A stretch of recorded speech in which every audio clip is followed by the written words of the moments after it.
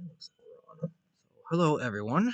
We are coming in finally after our 2 week break for our next topic video.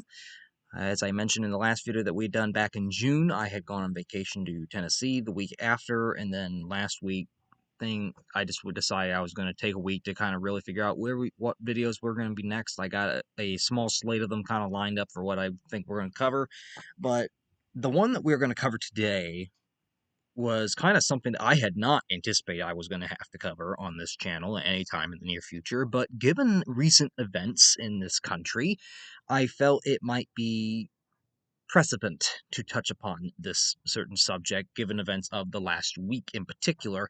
And this video, we are going to discuss a little bit of the history of that classic American idea of the separation of church and state, which I know there are going to be people who are going to try to tear me to shreds and going to absolutely try to lambast this as woke. They're going to try to lambast it as everything else. Well, I decry those people. That I feel sorry that you feel that way, because honestly, you need to take a bigger look at your history in order to understand it. Not everything that is from the historical context is woke. There are movements that I would agree are taking it a little bit too far, but that is not everything. History is constantly evolving because it is based on perspectives and how we have viewed things. And if that means that things are going to change over time with the more knowledge that we get, that's understandable, because we have to understand not one of us was there to actually witness this. Not one of us was there to actually know history. And every single person that wrote something down has biases. So there's no way of having the 100% full on truth. History is constantly up to interpretation at times. But in this specific instance, there's more than enough evidence directly from the people involved at that time to suggest that there is a stark difference with today's belief among many that the United States was founded as a Judeo-Christian nation, and that Christian teachings and that the Bible and the Ten Commandments and all that stuff have a place within the American education system. I'm not saying that they don't have some sort of a place in the education system, but the manner in which they are incorporated is what needs to be watched. And this is going to be mostly in response, if anyone was not watching the news last week, we had two surprising events that really came up kind of out of the blue for me. I had not heard anything about them until they actually happened. But first, we had the state of Louisiana officially passing a bill that mandates that a copy of the Ten Commandments from the Christian Bible must be displayed in all the public school classrooms as some similar to how they would display that of a historical document. So, say, like you go into a social studies classroom, and they might have a poster or hang up on a wall chart of the Constitution or the Declaration of Independence or some kind of a major historical document, or the Gettysburg Address, something that is important to the understanding of social studies or American history. And of course, they're going to put that up in the classroom. Well, now in the state of Louisiana, the Ten Commandments will also be up on those walls. It's not mandating that teachers, I don't think, have to teach the Ten Commandments in Louisiana. At least that's not my understanding of the bill, but I could be wrong. But it's at least mandating that they have to have a copy of that in a social studies classroom, at least. I don't know if it applies to all subjects. But I think the one for me that was even more frightening and more blatantly in your face was this one. I believe it happened Thursday. It was either Thursday or Friday that it happened. But the superintendent of the state of Oklahoma, of all the schools in the state of Oklahoma, officially decreed that teachers within the state of Oklahoma are at least grades 5 through K, so 5th grade through seniors in high school, now are required to teach the Bible as part of a school curriculum. They must include that in the lesson plans as part of some way of trying to talk that the Bible is the foundation of Western civilization and thus counts as a significant historical document and source. And I'm not going to say that's not true. The part that it is a significant influence on the development of Western civilization, there's no denying that. I'm not going to sit here and deny that. Western civilization, yes, has been heavily influenced by Christianity and following the Bible.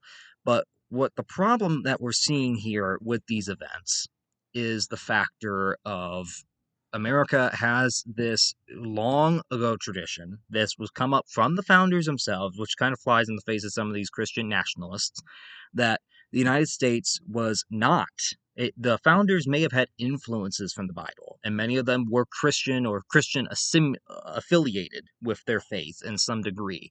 But they did not intend from the get-go for this country to be solely a Christian nation, because they understood the problems that a government ordained with religion could bring. And that is what I kind of want to talk about with this video, is looking at the founders' view on religion and government, and looking at the history of this idea of the separation of church and state, and why the founders kind of come up with this idea, why they kind of enshrine it. I mean, it is enshrined in the very First Amendment to the U.S. Constitution. It's enshrined, which is also why I was so confused that this law in Oklahoma was even allowed to go through, and to a certain extent also the one in Louisiana, because as soon as I heard and read through them, I'm like, okay, isn't this a blatant violation of the First Amendment, saying with the no establishment clause? Because in a way, you're trying to indoctrinate children in a public setting. It's okay for you to do that in a private, charter school, where there's Catholic schools, there's all kinds of Christian schools. There are private institutions that the parents of these kids send their kids there because they want them to learn that way, and that's fine. That's what private and charter schools are for. But for the general population, we have those public schools. For those who don't have the money to send their kid to a private school, but they still want to get their child a good education. And that is where the problem is coming. We're mandating that now in a public setting, and in a way, you're kind of implementing religion on kids, and that's not exactly constitutional at all. And that is what the problem is right now. I myself am a Christian, but I don't believe in trying to force it upon others, because that is not at all the basis of Christianity. And we're going to talk about that here as well. So, what we're going to hit today is a little bit of the history of where does this idea come from, and why did the founders come out with this idea, and why do they endorse it so heavily. So I want to kind of set the precedent for why these recent actions over the past week are kind of so frightening, and why they are very much the opposite of what the founders intended, despite these Christian nationalists that would claim otherwise.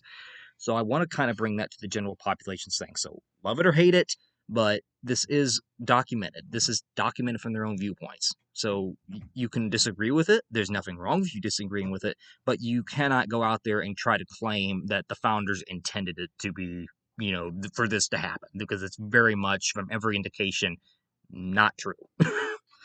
So with the separation of church and state, we're going to have to first go back to the first forms of government and how religion kind of intertwines with them.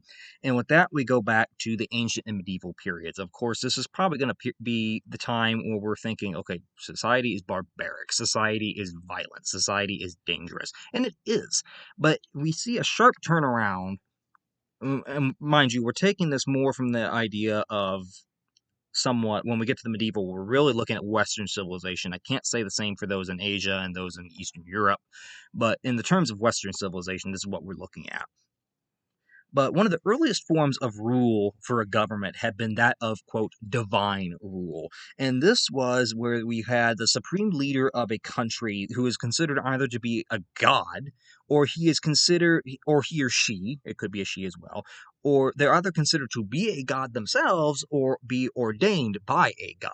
And this is like kings and queens, or you have, in the terms of them being considered a god themselves, like that of ancient Rome, where the emperor of Rome was considered to be a living god, or even Imperial Japan up until the end of World War II. Up until 1945, the Japanese people very much believed that the Japanese emperor was a living god, which was part of the reason why they fought so fanatically in World War II, was because the emperor was seen as divine, and they feared the emperor losing his throne because of that. As part of the Japanese constitution after World War II, the Japanese emperor actually had to give up and proclaim that he was not a god, that he was not descended from a god, that he was an ordinary human being, as part of that new constitution under American occupation after post-World War II. And Japan still has an emperor today. And the imperial Japanese family, as much as I am aware, they're still very much loved. The Japanese monarchy is still very much beloved to the Japanese people. It's still very much a beloved institution to them, much like Britain's monarchy is to people in Great Britain. But they no longer see them as a god or some kind of religious deity. That changed. Those are some of the earliest types of government that we have. But the problem with these types of governments, as we can probably guess, is that if you have a leader who's proclaimed to be a god or is ordained by a god or some kind of a religious deity, then you have the problem that anyone who would question the authority of a law or of the ruler themselves could often be accused of defying the will of the God, of God if it's Christian God, or they could be accused of just heresy, because if the ruler is a god or if he's ordained by God and you're going against what he says or his laws that he passed, then that's heresy, because now you're saying that the deity that you worship is also flawed, and that was often the case back then. Many European kings would end up choosing Christianity as the official religion of their states after the fall of the Western Roman Empire in 476 AD, or CE, if you want to go use that one. And as these medieval kingdoms are setting up in Europe, many of them adopt Christianity because it's the fastest growing faith in the world at that time. Islam has not quite come into play yet, but Christianity becomes the main religion of Western civilization during the Middle Ages, during the medieval times. And many of the kings and queens of these different European medieval kingdoms would end up holding religious titles in addition to their royal ones. One might be the king could also, in addition to being called His Majesty or King of, let's say this one, Great Britain. So King of Great Britain, King of England, Scotland, and Ireland, and Wales, and all that stuff. Well, you'd also have the title that they are the defender of the faith, and that it would be a religious title that was given to them. So these rulers adopt Christianity, but as a consequence, they're getting religious titles simply for adopting that religion, not because they're actually any kind of major importance to that religion, not because they're an apostle of Jesus Christ, not because they're a prophet or anything like that, but simply because they adopted the religion. And you might argue, well, that's not all bad. Well, no, in some cases it wasn't all that bad, but then you have instances where that was bad. And when the Reformation comes about in England in the 1500s under King Henry VIII is when it really happens. King Henry VIII, in case any of us have forgotten, he is the King of England that had like 6 or 7 wives. And his first wife in particular is what got the Reformation started in England, because she was the daughter of the Catholic king and queen of Spain, Ferdinand and Isabella, the same people that financed Christopher Columbus's voyage. And Henry, at the time, England is still Catholic, but Henry wants to divorce her because she cannot give him a son. She's only given him a daughter, Bloody Mary. And Henry goes to the Pope, asks for an annulment of the marriage. The Pope will not grant it, so Henry goes ahead, breaks away from the Catholic Church, says, all right, I want a divorce. You're not going to give me the divorce, so I'm going to break away from you. I'm going to form my own church, put myself as the head of this new church, and I'll divorce myself from my wife because at the head of my church, I can do what I want. So that's exactly what happens. He ends up divorcing Catherine and ends up founding the Anglican Church, or the Church of England. And that church is still very much the Church of England to this day. It's Protestant, of course. It's not Catholic. And the monarch of Great Britain, or the United Kingdom, to this day is still the head of the Anglican Church. So right now that would be Charles III is the head of the Church of England, which also causes problems when they get married, as we've seen in the past. But the Anglican Church was formed in England during the Reformation because it becomes accepted that since the monarch is the head of the church and the government, that the monarch ruled through the grace of God, that the monarch was somehow divine. This really comes into play when we get James I from 1603 to 1625, the same guy that the Puritans and the Pilgrims end up running away from. Because James was a very big believer in that the divine right of kings, that he was somehow ordained by God to rule, that anything he did, that he did not have to answer to Parliament, that he didn't have to answer to his subjects, that he only had to answer to the Lord his God. And that set up quite the quarrel between him and his subjects. Of course, during James's lifetime, that never quite boiled over. Unfortunately for his son, Charles I, that did boil over. And then we had the whole English Civil War in which Charles ended up losing his head because of that very factor. But you have the divine right of kings come into play once the Anglican Church comes into power in England, because it becomes associated with the monarch. Since the monarch is the head of the government and they are the head of the church, they are divinely ordained by God to rule. and thus nobody can really question the monarch, which is very much false. You should be able to question your monarch. So that leads to different religious sects in England that are going to start trying to break away and trying to that disapprove of this religious viewpoint of religion and government and how their government is being run.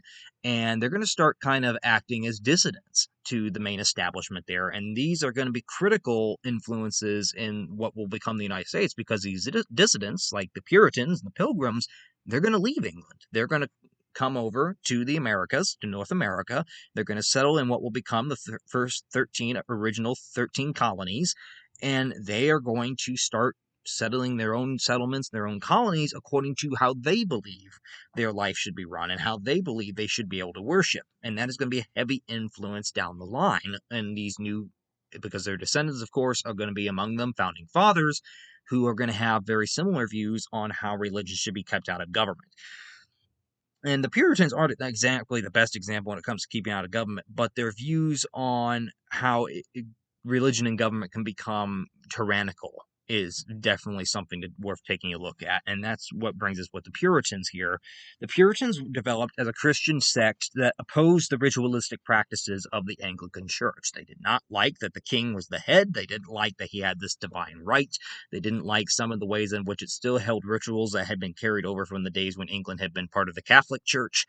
And they very much didn't like that because they argued that a simpler way of worship based on precisely on the word of God as stated in the Bible was more true to the Christian lifestyle than this ritualistic added mumbo jumbo is what they probably would have, not exactly that wording, but that's the gist of what they're arguing, is that there's too much ritualistic unnecessary practice being put in to being a good Christian with the Anglican Church, that all you need to do is look at this, read the word of God, and you have what you need to be a good Christian.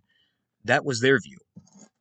As a consequence, this angered the king at the time, James, and ironically, this version of the Bible that I use is the King James Version. That was the English first version of the Bible that was translated into English under James's rule. It was ordained by him to have it translated. That's why it has his name and has all the old English terms like hath and doeth and thou and all that stuff.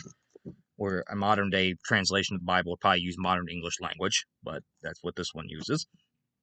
But nonetheless, James gets angered because these guys, as a consequence, are refusing to adhere to the rituals of the Anglican Church in England. They're not really adhering to the practices, and by consequence, since he's the head of the church and the monarch, they're challenging his authority as a divine ruler. He don't like that. So James is very much all for, let these people leave, get them out of England. I want them out because they're a threat to my power, because I'm ordained by God and you guys are saying I'm not, and you're questioning my authority, you're questioning my church. Get out of my country. And what happens with the Puritans, of course, as we probably all know, they flee to the United States. Well, what will become the United States. They flee to what it will be established as the colony of Massachusetts in North America. And they go there in order to practice their own faith in the way that they believe it should be practiced. Of course, the Puritans did lean a little bit on letting religion heavily govern their lives in terms of how they governed things, how they did courts and trials and everything like that. We had the Salem witch trials, perhaps, as a not so shining example of how that was run. But they did not believe in somebody being a divine ruler.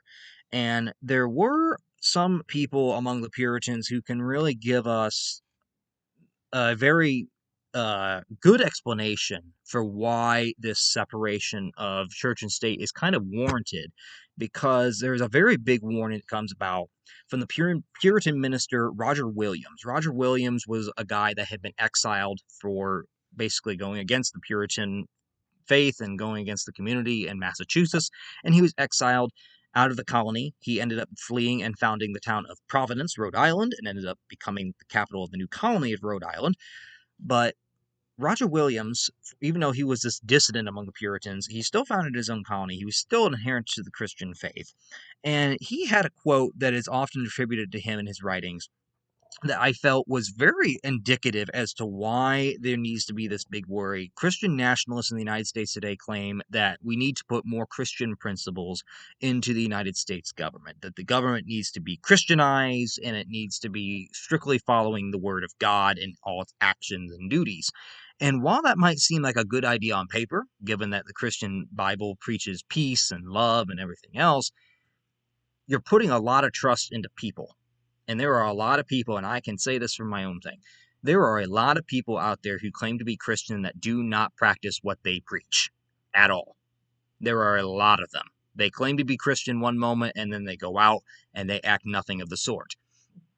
And Roger Williams really puts a very good sum up of why government should not be Christian ordained, why these two should be kept separate. And this is a very early one. Mind you, this is in the 1600s. This is a time when Christianity is ruling Western civilization with an iron fist. Like, you talk about taking religion out of government, that is heresy.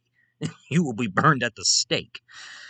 And he puts this, the quote that he gives here in his own writings was this, quote, "Most people believe their God is flawless. If a government claims to derive its authority from a flawless God, then any decision made by the head of state must also be flawless. Therefore, the power of that government is unlimited." End quote. So what Roger Williams is saying here is that most people, let's take the Christian God, the God that I worship. Christians believe that their God is flawless, that God can do no wrong, God only does good, God is not responsible for anything bad that happens, he does not cause harm to his subjects. That is the devil's doing. Okay, so let's take that basic principle that God is flawless. You apply that and say, well, we're going to make a government that is strictly Christian in nature. It follows its God. It's ordained by God, and it's a Christian government. Well, if it's a Christian government following the Word of God, then there's supposedly, according to this argument, and it would make sense given the principle that is set forward by the Christian Bible. If God is all good and knowing, then how can a government ordained by him and ruling in his name, how can it possibly do wrong? Because if you're saying that the government is doing wrong, then by extension, since it's ordained by God and being run by God, then if the government is doing wrong, you're admitting that God is doing wrong, that God is not flawless by an extension, which is very much not true, because at that point you're attributing human action to God.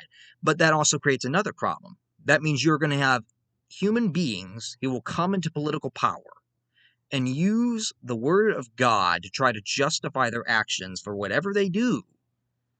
And they will have the excuse of that religious pretext to get away with doing things that are not works of God, but are works of human nature. And that is a big concern going forward in this country with those who want to bring Christianity into the government, because even if you're going to make the Congress of the United States Christian, you know good and well, as much as I do, that there has never been a time in American history where there has not been some faction in this country that is opposed to the way the government is being run and how the government is running the country. That has always been the case, and that will always be the case. There's always going to be that in society, in American society. But to say that you're also, in a way, slap-facing God, the Christian God, by saying that, well, the government needs to be ordained by him, and if we're all ruling and put these Christian values in there, well, what's going to happen is when the government eventually does wrong, because again, it's in the hands of humans, humans are going to do mistakes. When the government does wrong, you're going to make it seem as though God is doing wrong, and that's not exactly a good thing, because the Bible teaches us as Christians, God is not capable of doing wrong, but yet humans are through their own actions. So it's kind of impossible to really maintain the innocence of God when you slap his face onto, oh yeah, this is approved and sealed by God. This government is a Christian government, it's a Judeo-Christian government and can do no wrong. Well, it will do wrong at some point.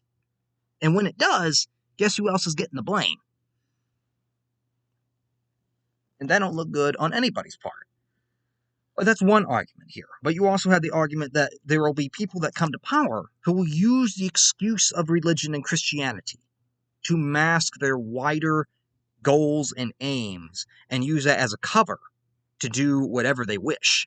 And as long as they go before the general population and say, well, I'm doing this because it's in the name of God, or it's in the name of, this religious practice, then as long as they say it's because of some religious reason, if it's a government ordained by God, you can't really question that now, can you? Because at that point, it's a heretic, it's heretic, it's heresy to even question that if it's an ordained religious action. That is a problem. Thomas Paine would even argue in his later pamphlet Common Sense, and Thomas Paine, of course, was one of our founding fathers in a way. He wrote a number of pamphlets that kind of convinced the colonists that independence from Great Britain was necessary. But in his classic one of Common Sense, Thomas Paine would even write, and this is from what I actually remember, and I do remember reading this part because I've read Common Sense very recently, back in, May or April I read it. It was very interesting to read. He gave a whole argument as to why monarchy was wrong, to why he thought religion should be under no circumstance, no religion in government. Like, he was on the far end of the spectrum there. But one thing that I really caught in his that was very interesting to this argument in particular was that in Common Sense, Thomas Paine even wrote that even though the Israelites demanded to be ruled by a king, which you can read in the Old Testament when the Israelites come before the prophet Samuel and they ask him, please give us a king like all the other nations. And Samuel says, do you not know what kings do? They're murderers, barbarians, ruthless tyrants. They'll kill you. And they said, well, not if you choose it and not if it's chosen by God. Even though the Israelites demanded to be ruled by a king chosen by their God, only David and Solomon were decent. The rest of the kings, like Saul and many of the other ones, led Israel to ruin, and that did happen, because eventually what happened down the line was Israel got weaker and weaker and weaker, and eventually got to the point that they were so corrupt and so full of sin and everything else that the Bible tells us that was a major factor in the Babylonians coming in and taking control and invading Israel, taking Jerusalem, and then taking all the Israelites into Babylon. That was a major consequence of that, was because they grew so distant from the way of God under these corrupt kings that it kind of led them as a punishment to be taken by the Babylonians. So the only notable exceptions to that rule, of course, were King David, who himself was not perfect, and Solomon, David's son. But all the other kings, even though they were officially entitled, ordained by God and chosen by God, they still did wrong. It didn't make them perfect.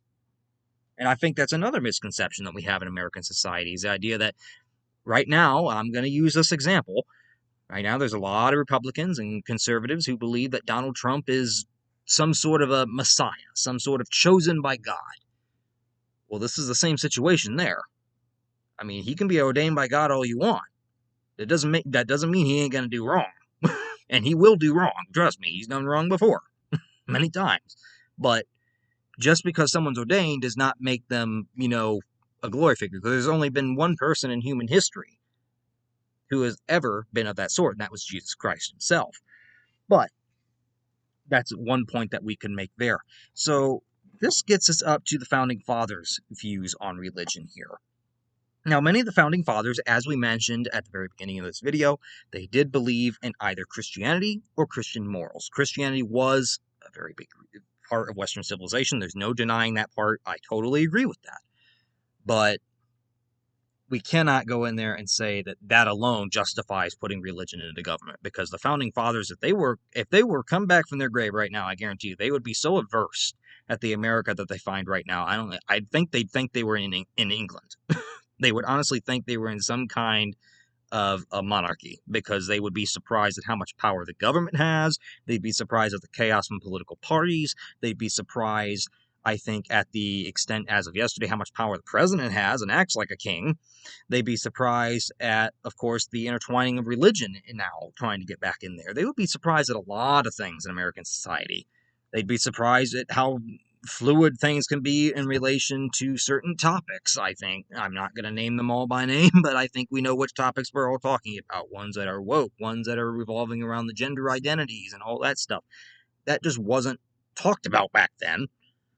And that would be something I think would also confuse them to a large degree. I'm not posting out any kind of viewpoint on those topics, but that would be something that would probably also get their attention. Like, what are you talking about? What do you mean gender identities? What do you mean woke? What do you mean? But we're going to get to the founders' views here. And again, they're heavily influenced by Christianity or by Christian morals. But many of the founding fathers, surprisingly, were rather restricted on their views of placing religion and government due to deist beliefs. And this is probably a term that many of you might have heard before. But deism was an 18th century offshoot of Christianity. It was still a Christian belief system. They still believed in the Christian God. But what deism really goes with is what's a heavy emphasis on human action and human reason. That it argues that there is a master clockmaker, there is the Christian God overseeing all things, but they argue that individual actions were the problem and were the consequence of reason and individual human actions and thoughts, not the work of a higher power. That humans were still responsible in large part for their own actions, that it wasn't all being divinely guided. This was their viewpoint back then, and many of the founding fathers were adherents to this sort of view of Christianity. Not all of them. As far as I don't know if George Washington was that sort. I don't have anything to suggest that he was. We know that he was at least Protestant by faith, but I don't know how far his went. But we do have it on some of the others here that we will highlight. Probably the most notable founding father, not to be a strict Christian or Judeo-Christian believer as many of us would try to conceive as now, would actually be Thomas Jefferson himself, the very author of our Declaration of Independence. Thomas Jefferson's beliefs were very largely shaped by the Enlightenment that had happened in the late 17th and early 18th centuries, with the Enlightenment ideals and rationalism. This heavily influenced how Jefferson saw religion and how he saw it should be even involved with government. Jefferson would advocate for a strict separation of church and state. Jefferson was actually one of the principal primary authors of this idea in the new American Republic of a separation being necessary between church and state. He was deeply spiritual, though, nonetheless. Even though he believed in this, he himself was still deeply religious. He believed in a higher power. He believed in the Bible, but he had his own keen way of believing of it. Many people actually don't know Jefferson actually came up with his own Bible. We call it the Jefferson Bible. It is, I believe it's on display at Monticello over in Charlottesville, Virginia. But he took basically his favorite passages from the New Testament and wrote them in the most rational and reasonable way in his mind, and took away a lot of the miracles of Christ and all that stuff, and put simply the stuff in there that he thought was plain and absolute reasonable truth and could be proved beyond a shadow of a doubt in his mind. So in a way, it's kind of a heretic Bible back in the day. And even to some denominations today, it would very much be seen as heretical because you're taking out the miracles of Christ. But Jefferson was still deeply spiritual. He still believed in a Christian God, but he was very, very strict that there should be a separation of religious involvement in government, and he rejected organized religion. His reason, in his mind, reason was a guiding light that was planted by God, that humans had reason because God had planted it within them when he created them. But it was reason that was responsible for human actions, much in line with the deist belief. He also would be the person that crafted the Virginia statute for religious freedom back in the late 18th century, right after the Constitution has come into effect. And probably one of the most notable things from Thomas Jefferson was in 1802. This is at this point Thomas Jefferson is our president because he came into office in 1801. So in 1802, President Jefferson wrote a letter to the Danbury Baptist Association, which asserted that their religious beliefs were protected by the First Amendment. And in this letter to the Danbury Baptists, he stated, and I quote, well, not this part, it created a, quote, wall of separation between church and state, end quote. So the wall of separation between church and state is what Jefferson referred to why their religious beliefs were protected in this newfound American Republic. That their religious beliefs should be a matter of personal conviction, free from state coercion. The state should not be pressing its religious beliefs on you. That they are a matter of your own personal conviction. If you want to believe in this book, like I do, I believe in this book, I believe in what it says. But that's my personal conviction. I have come to that decision myself. to believe in this book. I cannot go to somebody and force you to believe this book, and that's not what this video is for either. I'm not trying to force you with that. I'm just using this as an example. My faith, I believe this, but I cannot go into government and try to force that upon another person, as is what is kind of happening in Oklahoma, where the state is now mandating that in K-5 through 12 classrooms, the students are now mandated to learn as part of the curriculum about the Christian Bible and the Ten Commandments. And teachers who refuse to go with this program in their curriculum risk losing their teaching licenses. So it's not exactly an easy choice. The teachers don't have a choice here at all, because you either will teach this or you will not be allowed to teach in the state of Oklahoma. So many of them are risking their jobs if they don't want to. So I'm curious how this law is actually going to stand in Oklahoma, because I guarantee you it's going to end up going to the Supreme Court. There's a pretty good chance of that, just given the nature of this. I'm counting on that probably going to happen. So this is going to be in dispute for quite a bit of more time. But it's something that really, even Jefferson's own words here, that he believed that religious beliefs should be a matter of personal conviction, free from state coercion. The state cannot be impressing some kind of religion upon you in this country. It shouldn't be able to. And Jefferson also believed that no single religious denomination should wield governmental power in order to maintain a pluralistic and equitable civil society because of even a single denomination of Christianity. So let's say the Pentecostals gain control over the U.S. Congress, and they're the majority of Congress. Well, by default, they're not only going to discriminate against those individuals who are not Christian, they're going to, of course, try to press their religion upon them, but they would also, in Jefferson's view, press it upon those other denominations that might not be the same way, such as Baptists, or Presbyterians, or Calvinists, or Catholics. They're going to try to press that religion on even other Christian denominations. So he believed that no single denomination should have control and wield power in the government, but at the same time believed that religion was a matter of personal conviction, and it should not be the government's place at all to be trying to coerce you into believing a certain way or not. James Madison, who was Thomas Jefferson's good friend and had actually been called our father of the Constitution for the large part he played in its crafting and writing the Federalist Papers in support of its ratification, James Madison championed religious freedom, and he opposed impositioning religious taxes in Virginia.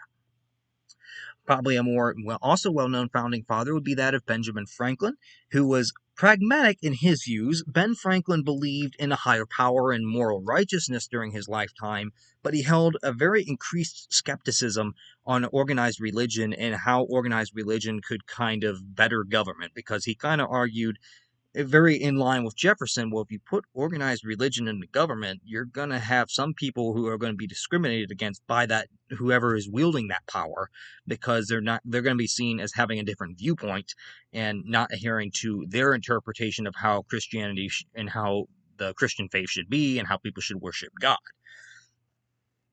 Roger Sherman, who I think is another powerful one here and lines up with Jefferson, is Roger Sherman, who was from Connecticut. He himself was a Christian. He was a very devout Christian. And this is, I think, more Roger Sherman's quote here, or his belief, I think, is very in line in a lesson for why I don't know if the one in Louisiana is exactly unconstitutional. I don't agree with it, but I don't know if it's unconstitutional. And Roger Sherman here, as a Christian, he advocated that government should be allowed to have religious exercises, but he didn't think it should be allowed to mandate them. So what Roger Sherman is saying in his religious belief is he's saying, I'm a Christian, and I believe that if the U.S. Congress, before they have a session, wants to hold a prayer, that's fine. If they want to hold a prayer, that's fine. If the schools want to post some kind of if the school teacher wants to have a prayer before lunch or during the class, before class begins for the day, that should be fine.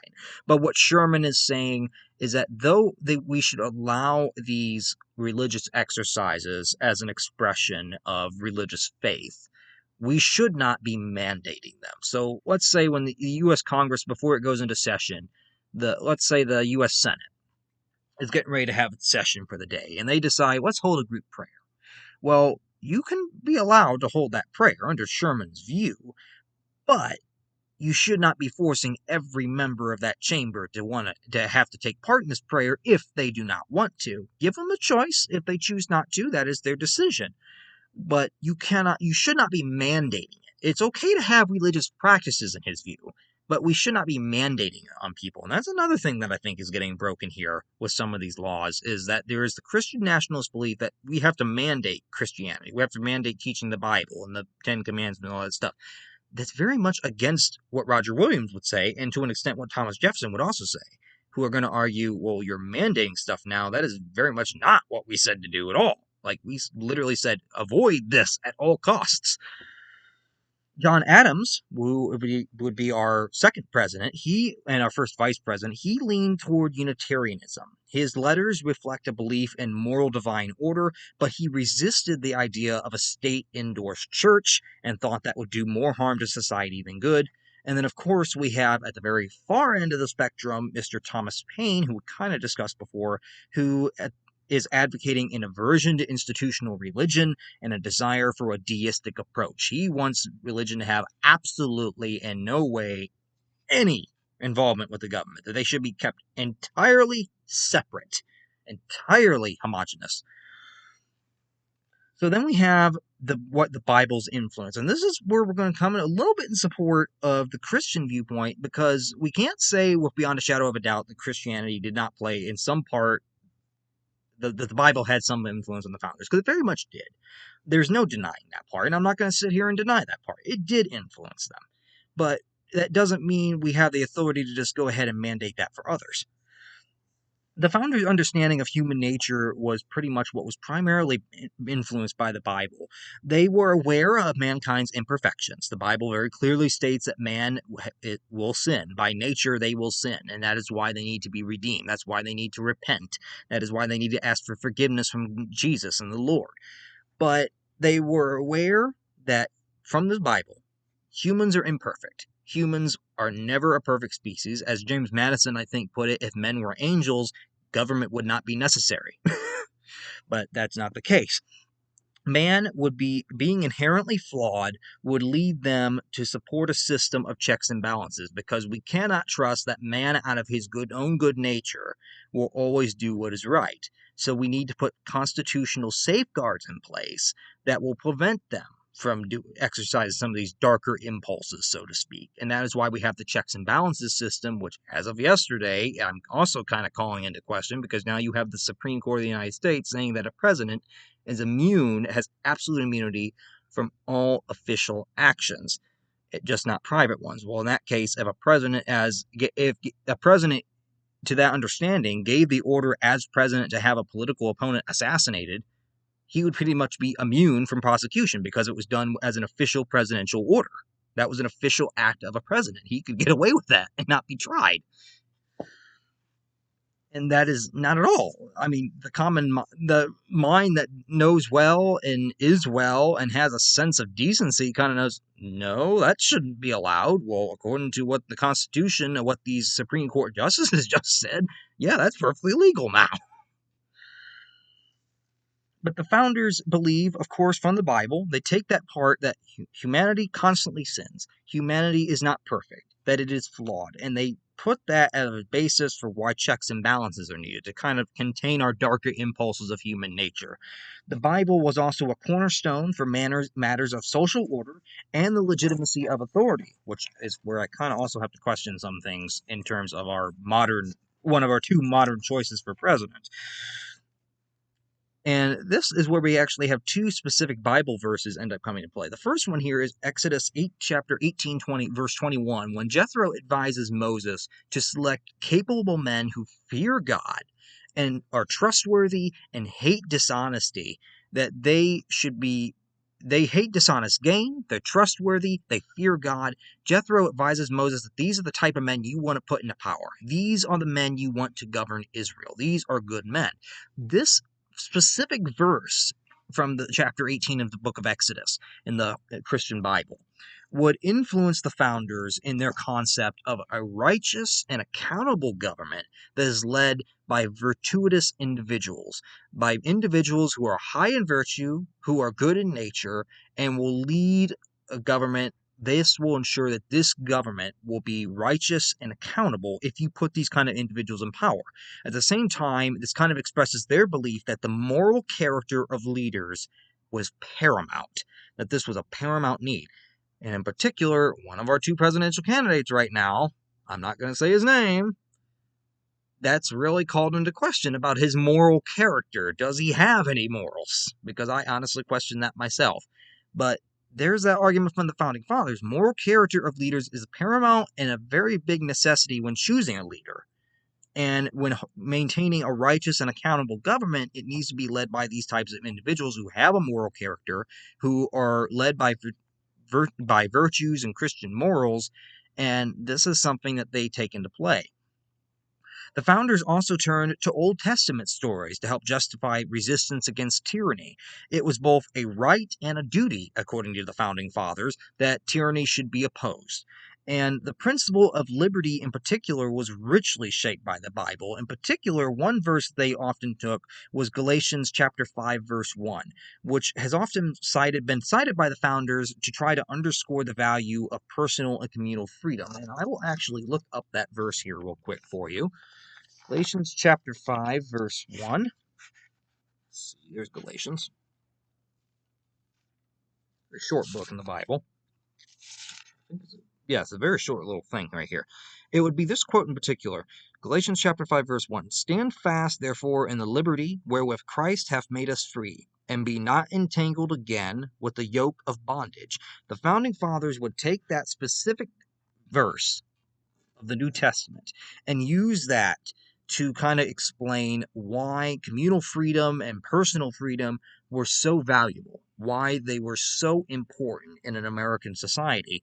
And while it speaks to the spiritual liberty in this specific verse, the founding fathers would take that and interpret it to highlight that the broader human desire for freedom from oppression is much better.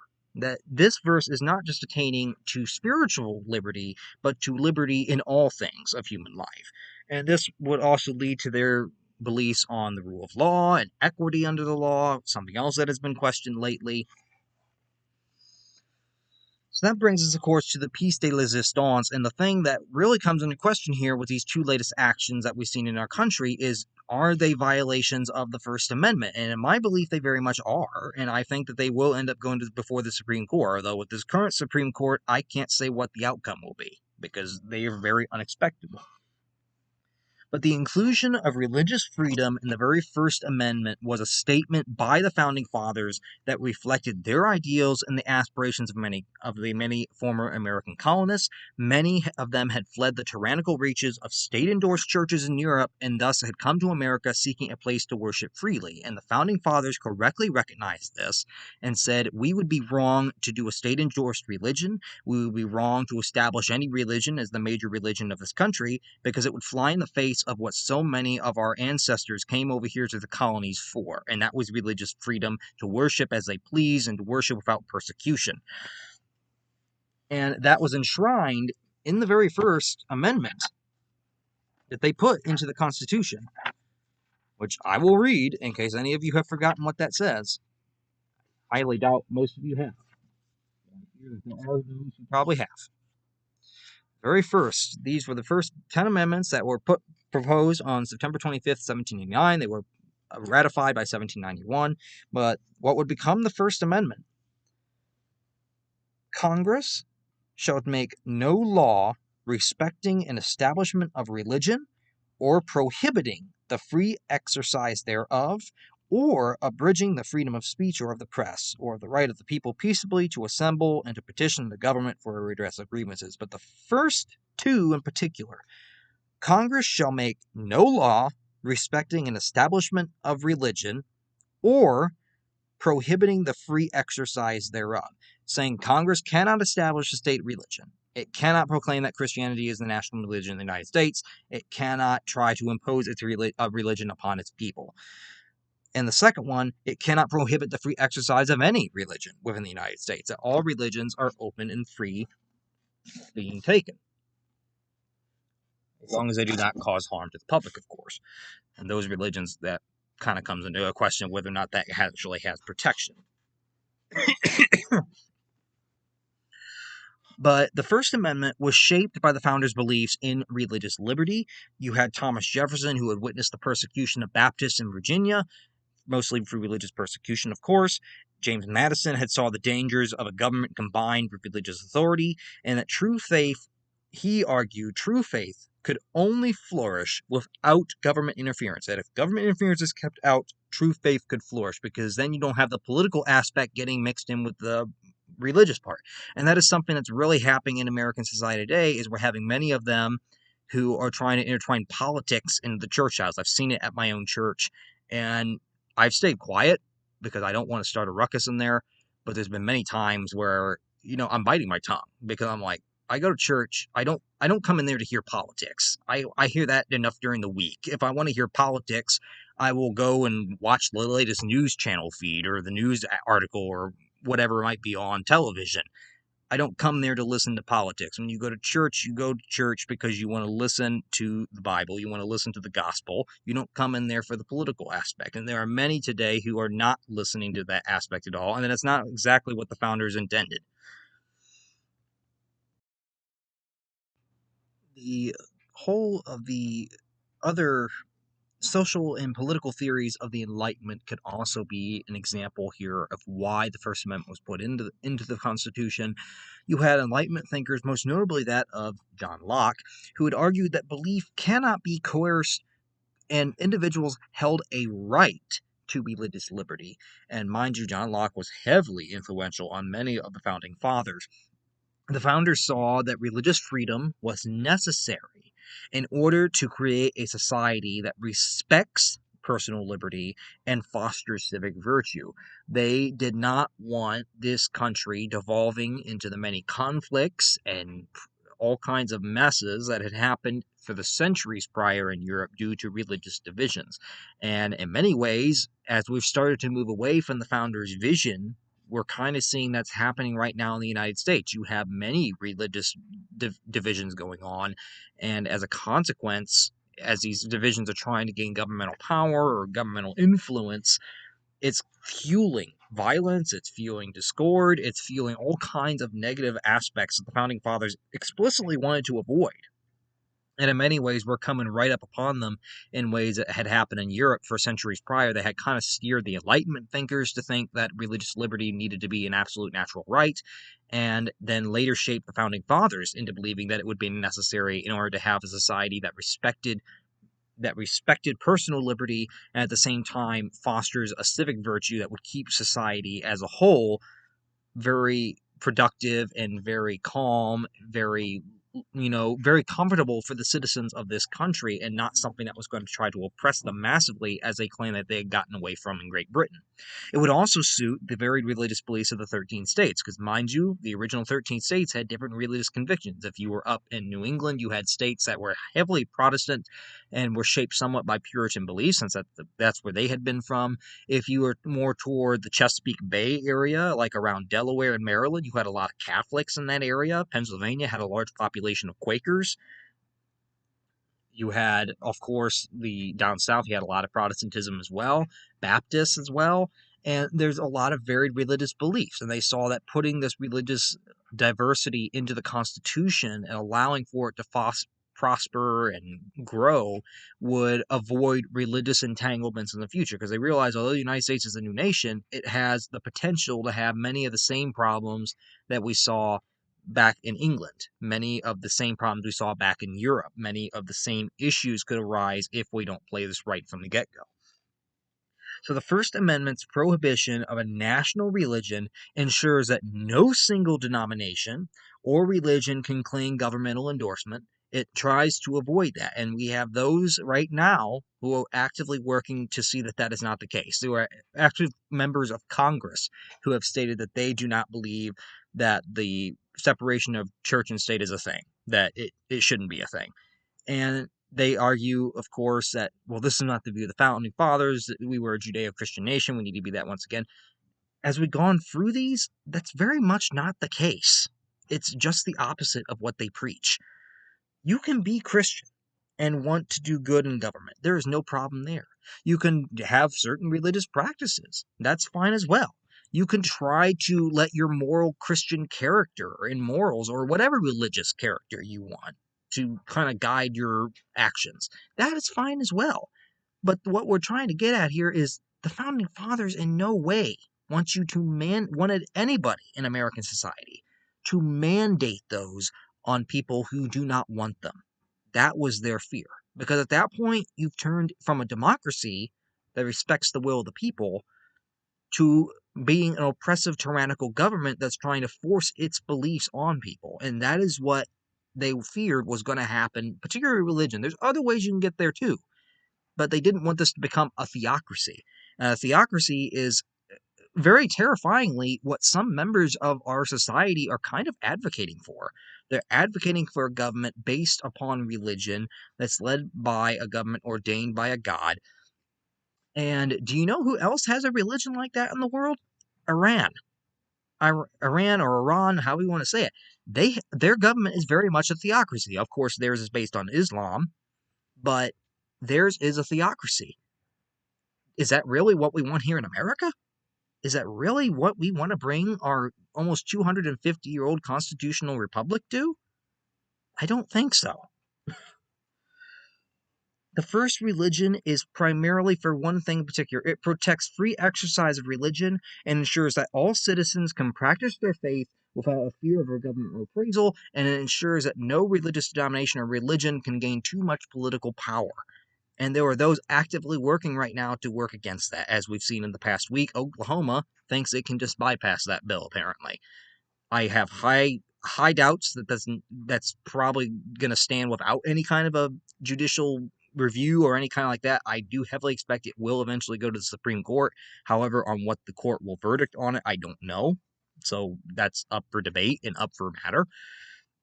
But one last thing I would probably touch upon for this video here with the whole concept of the separation of church and state is something I've learned from my own church, from my attendance, is something that's been stressed.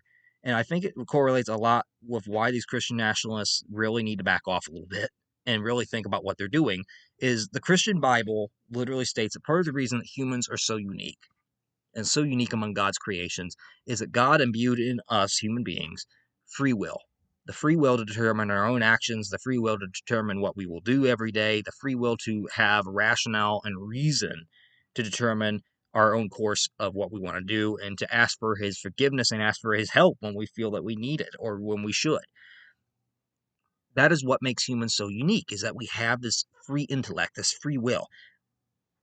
So you, as Christians, recognize that God gave free will. But by actively trying to implement a religion and government to try to force its principles and morals on a people, that's coercing it onto people. That's kind of taking away the free will.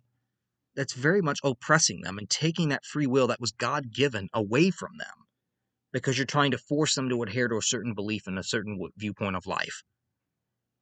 That is not Christian at all. That's quite to the contrary. If humans have free will, how can you, as a Christian, claim that trying to force it upon other people in some manner is Christian in itself?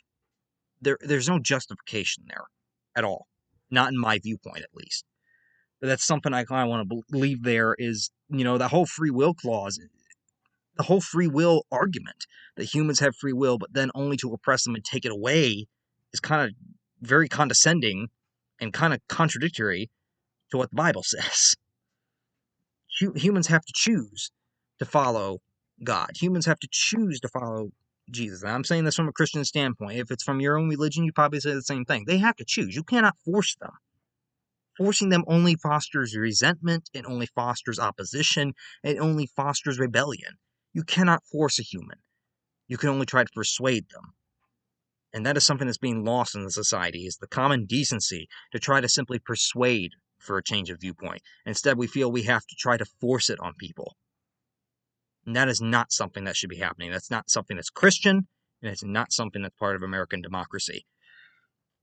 But that is something I wanted to touch upon today, was this particular subject because of its relevancy right now. So for next week, we are either going to be covering, I believe we're going to try to cover something that came to my attention when I was down in Tennessee, a little bit of local history for that area that I found very interesting to cover. And it's going to be during the Civil War, so that might be a little bit of a interesting video for anyone that might be a Civil War historian or Civil War buff. So we're finally going to have a Civil War video. But that is the plan right now. So until then, hopefully everyone has a good rest of their week, and we'll see you all back here next week for the next video on the unionism aspect in East Tennessee during the Civil War. So until then, everyone stay well, and we'll see you then.